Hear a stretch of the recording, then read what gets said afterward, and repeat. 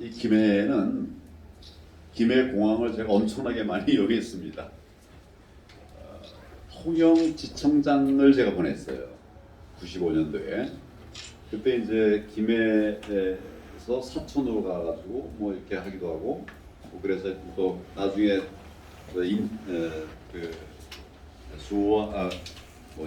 부산 동부지청에 있을 때도 또 이 김해를 이용하고 보험장 할 때도 또 김해를 이용하고 제가 전국을 다니면서 검사 생활하면서 여러 군데 근무했는데 2번 근무한 데는 부산이 유일합니다. 그리고 이제 여기 여러분들이 이제 제가 창원 검사장을 하신 건 아시나요? 모르시나요? 오늘 알았어요? 제가 창원 검사장을 했어요. 2009년도에. 창원하고 여기 이제 김해하고는 어떤 차이가 있을까요? 무슨 관계가 있을까요? 이 창원이라고 하는 동네 이름을 따서 창원검찰청이지만 관할은 이게 다 창원 관할이에요. 경남 전역이 창원 관할입니다. 그러니까 여러분들은 저를 안 만나봤다는 거는 죄 안 졌다는 얘기예요. 잘 사셨다는 얘기입니다. 네, 괜찮습니다. 우리 김성호 위원장 목소리가 정말 성우 같아요. 네. 아주 목소리 제하고 삐까삐까 같아요. 앞으로도 하여튼 이거 어려운 때 우리 당을 지켜주셔서 우리 김성호 위원장 감사드리고 모두 다 뜨거운 응원의 박수를 한번 보내주시기 바랍니다.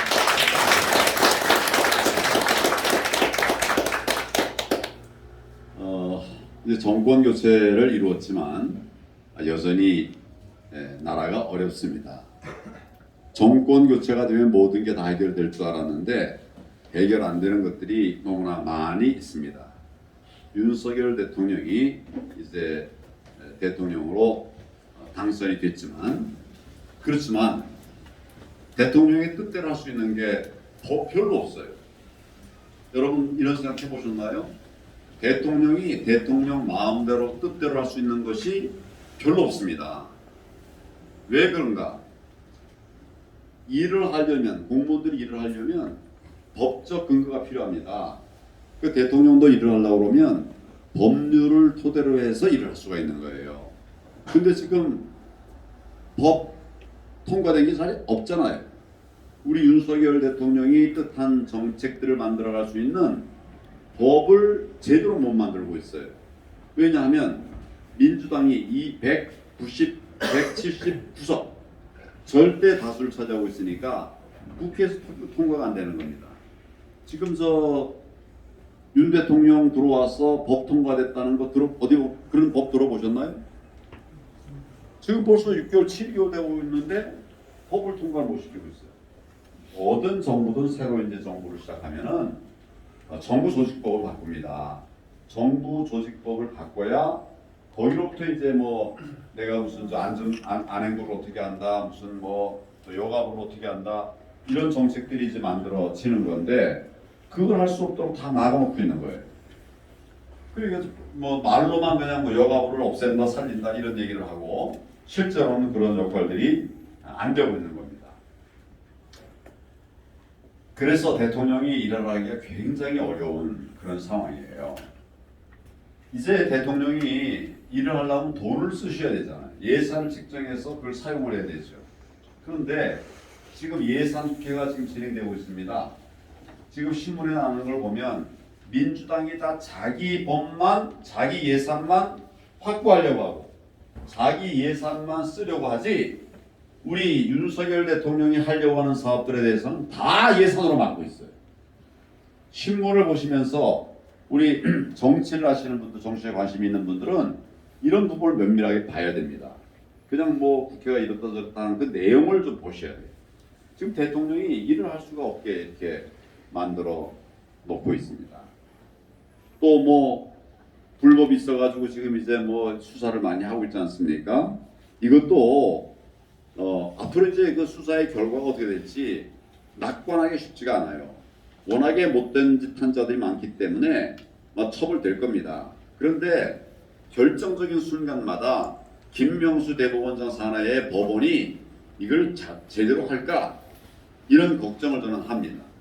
실제로 요즘 뭐 이재명 수사다 뭐 이런 수사들이 제 경험에 비춰보면 한두 달 내에 끝나야 되는 사건이에요. 검찰이 특수부가 나섰다 이러면 한두 달 내에 끝내야지, 그거 지나가 버리면 나중에 유야무야 되기가 쉽습니다. 근데 지금 벌써 새 정부 들어와서 수사 시작한 지가 그 4, 5개월 이미 지나버렸어요. 그런데도 안 되는 거예요. 그리고 뭐 재고 계산해야 될 게 많은 거예요. 영장 청구했다가 기각되면 뭐 부실수사라고 또 공격받겠죠. 그러니까 기각 안 되게 하려니까 또 한 번 더 조사, 한 번 더 압수수색하고. 지금 저 잘들 그 인지를 못하시는 분들이 많지만 법치가 제대로 안 세워져 가고 있습니다. 정권이 바뀌었는데 여전히 국회가 장악돼 있고 법원이 장악돼 있기 때문에 제대로 나쁜 놈들 처벌 못해요. 여러분, 이재명이 어떻게 될 것 같습니까? 그렇죠. 근데 지난 정권에 하가 떴으면 이게 될까 말까였어요. 이 정권이 바뀌었기 때문에 바뀔 것입니다만은 아직도 후유증이 남아 있는 거예요. 검찰도 이제 잘 갈았던 칼이 무뎌져 버렸어요. 그래서 처벌을 하고 싶어도 잘 안 되는 이런 답답한 상황이 되어 버렸습니다. 여러분, 지금 이제 우리 뭐 법무부나 검찰 또 새 정부가 하는 것이 좀 이제는 좀 약간 답답한 마음 좀 들기도 하죠. 그게 못해서가 아니라 못하게 해서 그런 거예요. 정권 교체는 되었지만 지금 나라가 여전히 위기입니다. 그러면 어떻게 해야 될 것인가? 첫째는 윤석열 정부를 적극 지지해야 됩니다. 지원해야 됩니다. 아닙니까? 맞아요. 지지를 해야죠. 윤 대통령은 평생을 수사만 한 사람이에요. 그런데 국민들이 불러낸 거 아닙니까?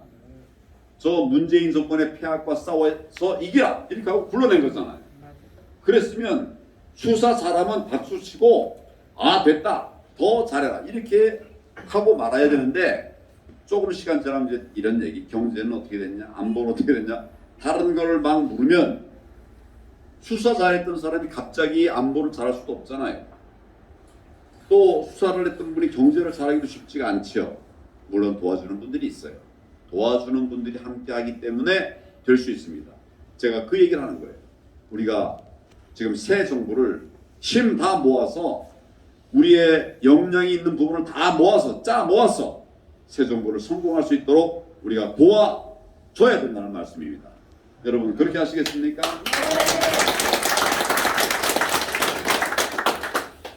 제가 그 경선을 해가지고 4강에 올라가지 못했어요. 왜 그랬는지 모르지만 4강에 올라가지 못했어요.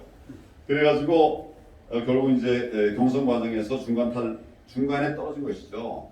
그런데 그 뒤에도 제가 계속 부정선거 이슈 얘기한 걸 아시나요? 네. 그 왜 했는가? 만약에 부정선거가 있다면, 허용이 된다면 대통령이 후보가 아무리 잘해도 이길 수 없는 거예요. 지난번 대선 여러분 이기셨죠? 근데 여러분 지금 우리가 이긴 게 0.73%입니다. 그게 지금 민심의 흐름과 부합이 잘 됩니까? 안 됩니다. 우린 절대 다수로 이길 거로 생각을 했는데 0.73%가 뭐 23만 표인가? 수상하지 않습니까? 근데 그래도 우리가 시민들이 다 막아내 그래가지고 결국 정권 교체를 이루어냈습니다. 저도 부정선거라든지 불법 부정에 의해서 이 선거 결과가 왜곡되는 것을 막기 위해서 경선에서 4강에 못 올라갔는데도 제가 계속 선거감시 활동을 했어요. 그 아십니까 여러분? 네. 내가 4강에 못 올라갔는데도 선거감시 활동을 강하게 했다는 것을 알고 계세요? 네. 보통 같으면 할 필요 없는 거죠. 나는 떨어졌다. 내가 그렇게 한 것은 나라를 지키려고, 대통령을 지켜야 되고, 대통령을 지키려고 그러면 부정선거를 막아내서 우리 표가 공정하게 행사가 되어야 된다. 이런 생각으로 그리 한 겁니다. 우리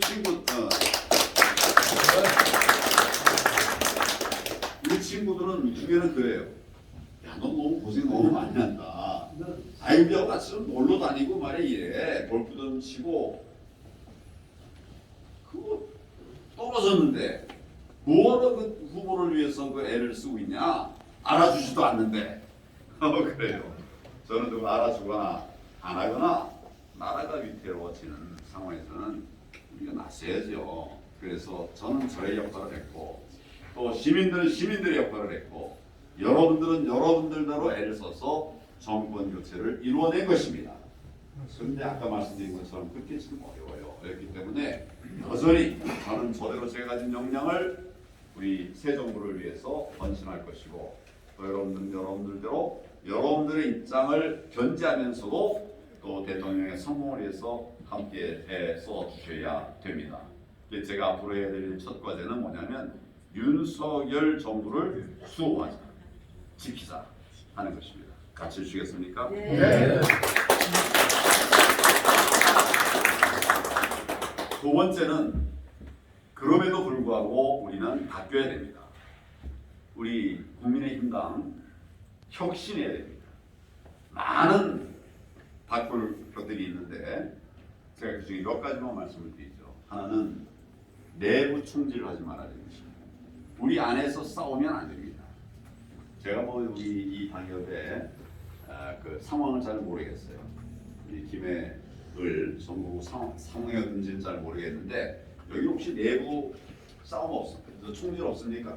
네. 됐습니다. 근데 정치를 하다 보니까 그 친한 사람들끼리 서로 막 싸워요. 이런 걸 내부 총질이라고 하죠. 우리도 그런 내부 총질이 많은 그런 정치 세력 중에 하나예요. 그런데 내부 총질한다는 우리끼리 싸운다는 말 아닙니까? 근데 지금 우리가 한가로운 나라라고 하면 한가로운 때라고 하면 뭐 우리끼리 싸워서 뭐 이렇게 경쟁할 수 있어요. 지금 우리가 한가합니까? 아까 제가 말씀드렸다처럼 우리는 사회주의 국가가 될 뻔했습니다. 지금 뭐 몇 달 지나서 벌써 다 놓았는데 잘못하면 사회주의 국가가 될 뻔했어요. 또 지금도 여전히 지금 국정이 어렵다고 제가 말씀을 드리지 않습니까? 엄살이 아니라 실제 그래요. 이 어려운 상황에서 우리 한가롭게 우리끼리 싸울 수가 없지요. 우리의 싸움의 상대는 누굽니까? 맞습니다. 100점이에요. 우리가 싸울 세력은 종북 좌파입니다. 주사파, 종북 좌파예요. 정권으로 말하면 전에 문재인 정권이 우리의 싸움의 대상이었어요. 지금은 이재명 당대표 등을 포함한 그를 추종하는 자들이 우리가 싸워야 될 사람이에요. 지금 그런데 우리가 여러분들 이재명과 싸우고 있습니까? 이거 잘 못하고 있잖아요. 우리 싸울 사람이 거긴데 어떻게 싸워서 이길 건가를 여기서 궁리하고 공부하고 우리 행동해야 되는데 우리 안의 문제를 가지고 걱정을 하다가 공격의 포인트를 놓치고 있는 거예요. 그래서 내부 총질 하지 않아야 됩니다. 우리 목소리 좋은 김성호 위원장님 여러분 똘똘 뭉쳐서 최대한 힘을 다 보태주시기를 간절히 바랍니다. 내부 총질 절대로 하면 안 됩니다. 또 한 가지 우리 여기도 이제 많은 책임 당원들이 있죠. 또 그냥 당원들도 있습니다. 이 당원들에게 역할을 주는 정당이 돼야 됩니다. 제가 이렇게 당에 들어와서 지금 이제 3년 가까이 됩니다만은 보니까 당원들의 역할이 별로 없어요. 그냥 중앙에서 의원들이 그걸 이렇게 하고 마는 거예요. 뭐 청년들 어디 키운다 이렇게 해가지고 썼다가는 또 금방 다 사라지고 없어져 버리고 이렇게 되는 것 같아요. 여러분 어떻게 생각하시는지 모르겠어요. 우리 당원들이 역량을 이 당 안에서 충분하게 잘 발휘하고 계신가요? 좀 부족합니까? 저는 이걸 바꿔야 된다고 생각해요. 우리가 책임당원 80만이 넘었다는데 이 사람들이 함께 한 마음으로 움직이면 우리 얼마나 큰 세력이 되겠습니까? 그런데 그냥 일부 전략가들이 일부의 국회의원 등이 뭐 이렇게 하고 만다면 그럼 우리는 뭐 하는 겁니까? 그러다 모인 분들은 정권 교체를 이루고 나라를 바로 세우기 위해서 정치를 시작하신 분입니다. 저는 우리 당원들에게 많은 권한을 드려야 된다고 생각합니다. 별로 찬성은 안 하시는 것 같은데. 이제 우리 당내 경선이 금방 있을 것입니다. 우리 당대표 선출하는 당내 경선이 있을 것이에요. 그런데 그럼 이 당내 경선의 룰을 어떻게 할 거냐, 이런 얘기가 좀 많이 있어요. 어떤 분은 지금 우리 당원에 의하면 아마 책임당원 등이 아마 70%, 일반이 30% 이렇게 돼 있을 거예요. 저는 이걸 100% 우리 당원으로 해야 된다, 이런 생각합니다. 우리 대표를 뽑는데 왜 남이 와서 이걸 우리 하느냐고. 일반인들은 남 아닙니까? 우리 선거에 있어서는. 또 우리 대표를 뽑는데 왜 시민들이 투표를 하냐고. 무슨 말인지 아시겠습니까? 네. 저는 이 시스템 잘못됐다고 생각해요.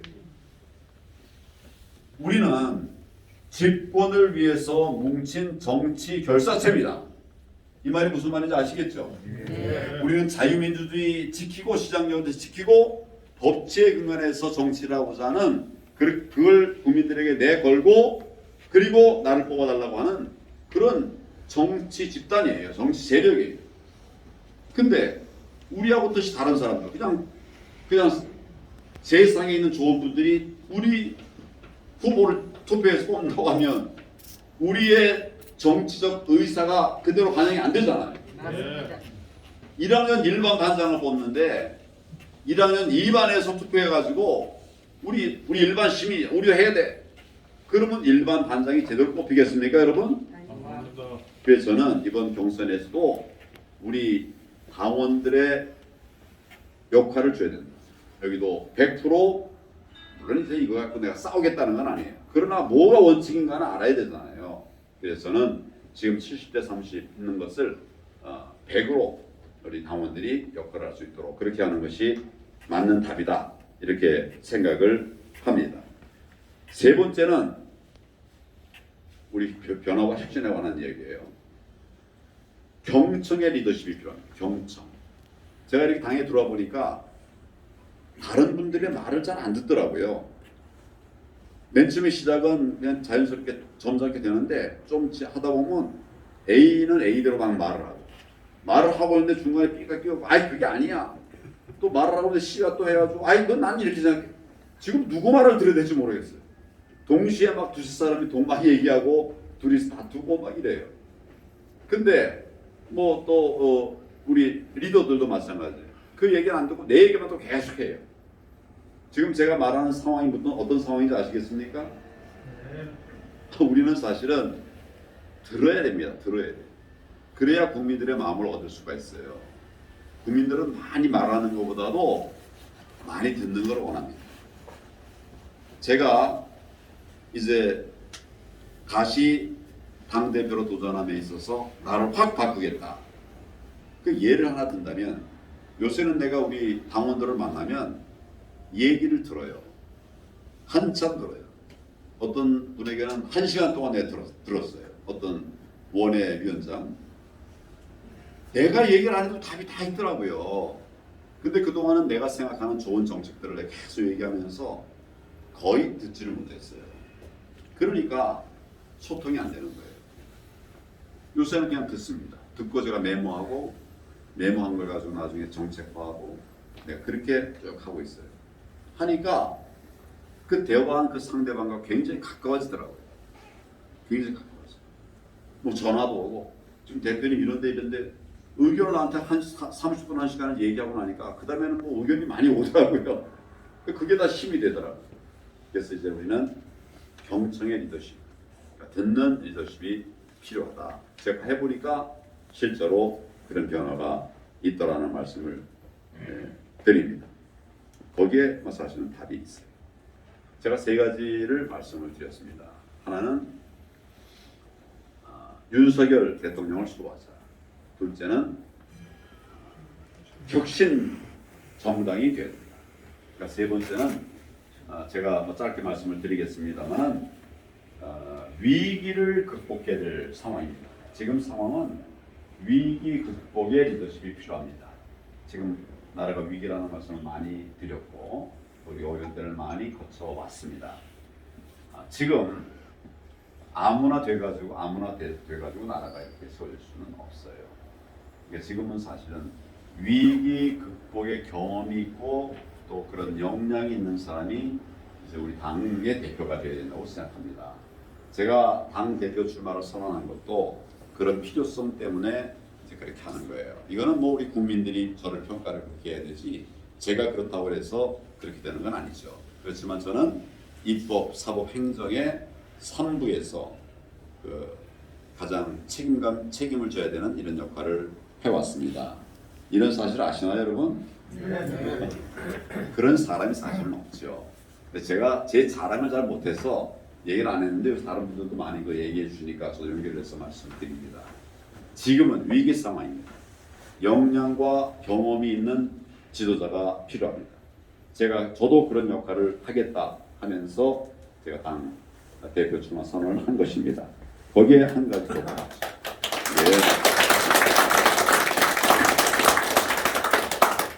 한 가지 덧붙이자면 위기 극복 관리의 경험이 있어야 됩니다. 근데 지금 우리 정치인들 중에는 여든 야든 위기 극복 경험이 있는 분이 잘 없어요.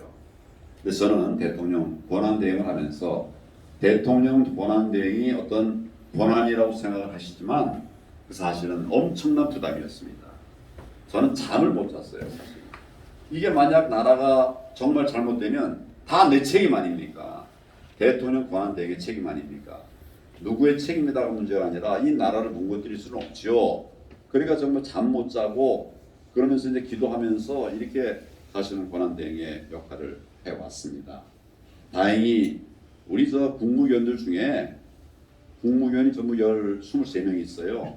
23명이 있는데 국무위원 중에 나보다 선배가 고등학교 선배, 다른 선배가 아니라 인생 선배 많죠. 고등학교 선배가 4명 있었어요. 나보다 후배는 없었어요. 제 고등학교 선배가 4명이 있었는데 어떤 분은 1년 선배, 어떤 분은 7년 선배예요. 다 서열들이 높아가지고 다 내 주변에 있어요. 외교부 장관, 기재부 장관, 미래부 장관 다 서열들이 높아가지고 다 내 옆에 있어요. 이런 상황이 되면 어떨까요, 여러분? 후배가 지금 총리를 하고 있어요. 대통령 권한대행을 하고 있어요. 뭐 별로 따르고 싶지 않을 수도 있죠. 그런데 제가 대통령 권한대행 할 적에 우리 국무위원들이 하나도 빠짐없이 적극적으로 마음을 함께했습니다. 뜻을 함께했습니다. 저를 도왔습니다. 그래서 그 위기 상황이 잘 넘어간 거예요. 물론 국민들께서도 성원해 주셨기 때문에 그렇게 된 것이죠. 그래서 저는 위기 관리에 위기 극복의 경험이 있습니다. 지금 나라가 어려운 때 제가 위기 극복의 선봉장이 되고 그리고 전 제 생각은 제 꿈은 사실은 요 다음에 누가 대통령이 된다. 그것도 중요한데 더 중요한 게 있습니다. 그게 뭘까요? 네? 법치관이 중요합니다. 아까는 맞았는데 지금은 60점입니다. 저는 우리가 정권을 뺏기지 않아야 된다는 거예요. 제 비전은 어떻게 하든 정권 뺏기지 않아야 된다. 왜 안 뺏겨야 됩니까? 우리가 지난번 한 번 뺏겼더니 나라가 어떻게 됐습니까 지금? 다 무너졌잖아요. 5년 한 정권이 무너진 게 아니라 제가 볼 때는 20년, 25년, 30년이 무너졌어요. 이거 회복하려면 20년, 30년이 걸립니다. 여러분 그렇게 생각 안 하세요? 망가진 걸 세우는 거는 처음부터 세우는 것보다 2배, 3배가 힘듭니다. 근데 이념적으로 싸우면서 이거 망가뜨린 저자들에게는 2배, 3배가 아니라 제가 볼 땐 5배, 6배가 힘들다고 생각해요. 정권 2번 우리가 가져오면 그 다음에 괜찮냐? 아닙니다. 지난번 그랬잖아요. MB 대통령 또 박근혜 대통령 2번이나 지금 정권을 가져왔는데 이 문재인 한 정부에게는 다 무너져 버렸어요. 이제 우리는 뺏기면 안 됩니다. 나를 위해서가 아니라 나라를 위해서 우리는 뺏기면 안 됩니다. 또 우리 미래 세대를 위해서 뺏기면 안 됩니다. 여러분 사회주의 국가 속에 우리 애들 딸들이 살아가면 되겠습니까? 그럼 우리가 막아줘야 되는 겁니다. 우리가 막고 우리 다음 세대들이 막고 그래서 우리는 정권 뺏기지 않을 전략, 저는 사실 그걸 생각하고 있어요. 그걸 위해서라도 제가 이제 나선 것입니다. 아무도 그런 생각을 하지 않으니 이제 우리 그런 설계를 해서 정말 자유민주주의 국가를 지속할 수 있는 그런 나라를 만들어 가야 된다. 그렇게 생각합니다. 제가 뭐 여러 가지 많이 부족한 것이 있지만 앞장서겠습니다. 여러분 함께 도와주시기를 간절히 바랍니다.